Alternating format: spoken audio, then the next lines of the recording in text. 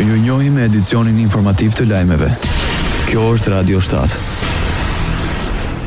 Shtetet e Bashkuara të Amerikës dënojnë mbylljen e ngushticës së Hormuzit. Raportimet se Irani ka rimbyllur ngushticën janë krejtësisht papranueshme dhe bien ndesh me atë që ka thënë privatisht e Iranit tha sekretarja për mediat e Shtëpisë së Bardhë Caroline Levitt. The Telegraph ka raportuar se Irani ka ndaluar anije cistern të naftës që kalojnë nëpër ngushticë duke shkelur kështu armëpushtimin me Shtetet e Bashkuara të Amerikës.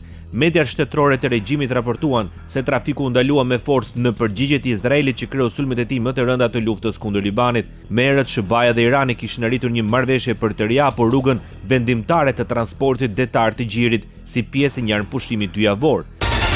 Çmimet e naftës kanë shënuar sërish rritjet e njëjtën vetëm një ditë pasi ato filluan të bien pas marrëveshjes së armëpushimit dyjavor ndërmjet SBA-s dhe Iranit. Nafta e papërpunuar Brent u rrit me 2.2% në $96.7 për fuqi, ndërsa nafta e tregtuar në SBA, East Texas Intermediate, u rrit me 2.8% në $96.9, raporton BBC.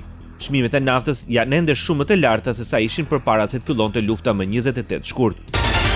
Kosova po vazhdon të paguajë shtrenjtë varësinë nga derivatet e naftës. Të dhënat zyrtare të siguruara nga dogana e Kosovës tregojnë se vetëm gjatë 3 muajve të parë të vitit 2026, shteti përfitoi rreth 105 milionë euro nga taksat doganore, ndërsa vlera totale e importit të karburanteve gjatë periudhës janar-mars arri në afro 130 milionë euro. Importet kryesore të derivateve erdhën nga Emiratet e Bashkuara Arabe, Arabia Saudite, Greqia, Rumania, Maqedonia e Veriut dhe Gjermania, duke mbetur burimet kryesore të furnizimit për tregun vendor. Radio 7, zëri pozitiv i qytetit. Donald Trump sulmoi sërish NATO-n për mungesën e mbështetjes ndaj Shteteve të Bashkuara në luftën me Iranin. Reagimi erdhi pas një takimi privat me sekretarin e përgjithshëm të saj Mark Rutte në Shtëpinë e Bardhë. Në një postim të shpërndar në Truth Social pas takimit, presidenti amerikan tha se NATO nuk ishte aty kur na duhej dhe nuk do të jetë aty nëse do na duhet përsëri. Donald Trump tha se forcat amerikane nuk do të lëvizin nga rajoni derisa Irani të përmbush plotësisht marrëveshjen e vërtetë të armëpushimit. Trump këmbgul se marrëveshja përcakton qartë heqjen e armëve dhe rihapjen e ngushticës së Hormuzit, por të mërkurën anijeve ju tha nga Irani se ngushtica mbetet e mbyllur. Sekretari i përgjithshëm i NATO-s, Mark Rutte, e ka përshkruar takimin e tij me Donald Trump si të sinqertë të hapur, pavarësisht mos pajtimeve.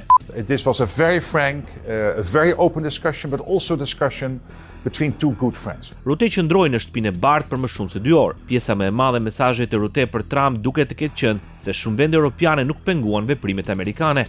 A large majority of European nations has been helpful with basing, with logistics, with overflights, with making sure that they lived up to the commitments. Ai theksoi se shumica dërmuese vendeve europiane kanë qenë ndihmuese me bazat, me logjistikën dhe me fluturimet mbi territor. Prandaj është një tablo më nuancuar, tha Rutte për CNN. Përpara bisedimeve të së mërkurës, Trump kishte hedhur idenë e largimit nga Alianca Ushtarake Transatlantike, pasi disa vende të NATO-s kundërshtuan thirrjet e tij për të ndihmuar në rihapjen e ngushticës së Hormuzit me qëllim uljen e çmimeve globale të naftës. Ndoqët lajmet shkurt në Radio 7, zëri pozitiv i qytetit.